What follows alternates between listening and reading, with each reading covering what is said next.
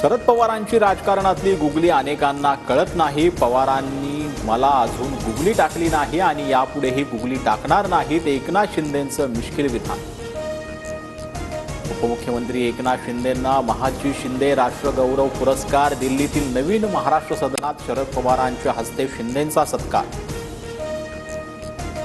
मंत्र्यांचे ओएसडी खासगी सचिवांना मुख्यमंत्र्यांची मंजुरी, सूत्रांची माहिती। तर मंजुरी दिलेल्या अधिकाऱ्यांमध्ये कुणी दलाली करताना आढळल्यास कारवाई करणार, मुख्यमंत्र्यांचा इशारा।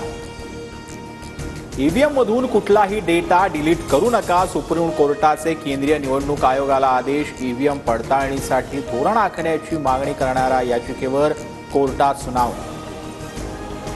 राज्यसभेत बोलण्यावरून प्रफुल्ल पटेल आणि सुनेत्रा पवारांची जुगलबंदी। पीठासीन सभापती म्हणून सुनेत्रा पवारांनी वेळ संपवल्याचं सांगितलं। सूचनेनंतरही पटेलांचं भाषण सुरू। के तौर पर भी ये टैक्सेशन का फायदा हो रहा है और इसीलिए मेरे को वक्त इधर से है बीजेपी से। आपत्ती व्यवस्थापन समितीत अखेर एकनाथ शिंदेंचा समावेश। मुख्यमंत्री अध्यक्ष तर दोन्ही उपमुख्यमंत्री उपाध्यक्ष असणार। आपत्ती व्यवस्थापन प्राधिकरण समितीच्या नियमात बदल। आपत्ती समिती कधी झाली माहीत नाही, ज्यावेळी आपत्ती येते त्यावेळी हा एकनाथ शिंदे हजर असतो। शिंदेंचं वक्तव्य। आपत्ती व्यवस्थापन समितीत शिंदेंना स्थान नसल्याची माहिती।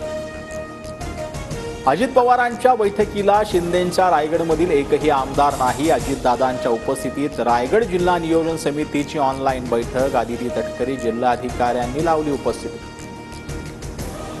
बैठकीत आमदारांना बोलावलंच नव्हतं। रायगड जिल्ह्यातील 2 मंत्र्यांनाच बैठकीला निमंत्रण। अजित पवारांची स्पष्टोक्ती। रायगड जिल्हा नियोजन समितीच्या बैठकीत आम्हाला जाणीवपूर्वक बोलावलं नाही। शिवसेना आमदारांची अजितदादांवर नाराजी। मुख्यमंत्र्यांशी भेटून चर्चा करणार असल्याची माहिती। नाशिक रायगड जिल्ह्याला पालकमंत्री नाही म्हणून केवळ मंत्र्यांना निमंत्रण। आज पालकमंत्र्यांची बैठक नव्हती, उपमुख्यमंत्री एकनाथ शिंदेंकडून स्पष्ट। कॅबिनेटमध्ये माघी गणेशोत्सवाचा विसर्जन मुद्द्यावरून घमासान, सूत्रांची माहिती। नियमांच्या पालनावरून अधिकाऱ्यांवर मंत्री आशिष शेलार संतप्त। पीओपीच्या गणेश मूर्ती विसर्जनाबाबत सरकार सुप्रीम कोर्टात जाण्याची शक्यता।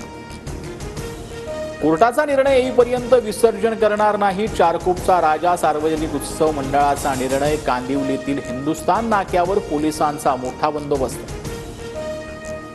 गडचिरोलीत पोलीस आणि नक्षलवाद्यांमध्ये चकमक, एक पोलीस जवान शहीद। शहीद जवानाच्या कुटुंबाला 2 कोटींची मदत जाहीर। 14 तारखेपासून वुमन्स प्रीमियर लीगला सुरुवात होणार। स्पर्धेत 5 संघांमध्ये एकूण 22 सामने। मुंबई, वडोदरा, बंगळुरू आणि लखनौमध्ये सामने खेळवले जाणार।